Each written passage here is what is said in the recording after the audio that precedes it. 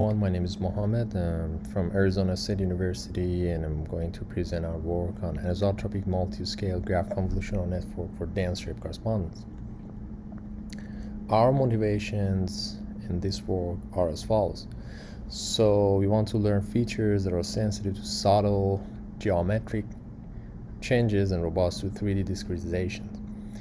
And we want to design a hybrid geometric deep learning framework that learns both spatial-based and spectral-based geometric features in an end-to-end fashion.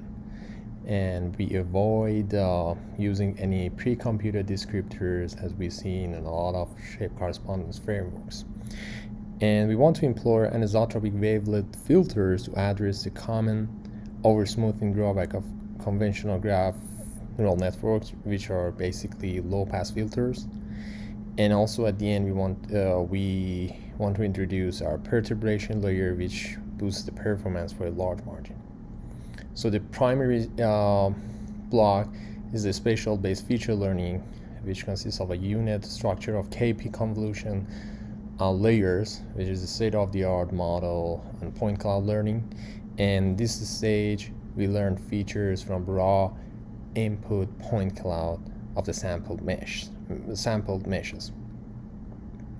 And in our spectral-based learning block, we use anisotropic wavelet filters based on anisotropic LBO. We pre-compute the filters and we feed it to the network.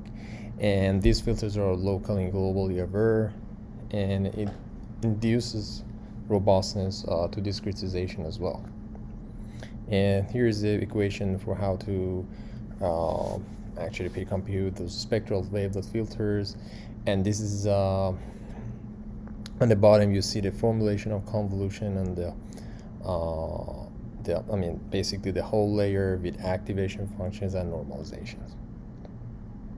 On the right side you can see the illustration of the whole network and the spectral based learning block. And at the end, we have this perturbation layer, which is a new concept we introduce here.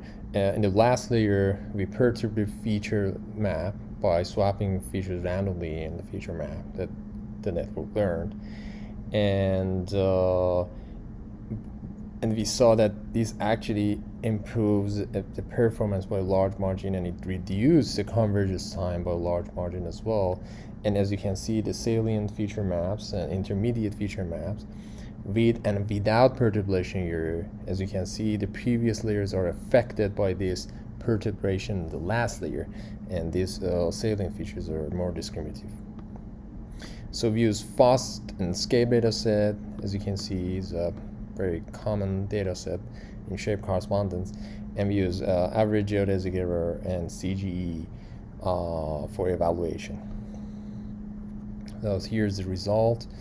On top is the FAST dataset result, and the bottom the SCAPE dataset results. As you can see, our model outperformed the state-of-the-art models, and also these are the CGE curves. On the top left is the FAST dataset, top right is SCAPE dataset, and the bottom is ablation study on a different discretization. And at the end, here is the references that we use in our presentation. And at the end, thank you very much for your attention.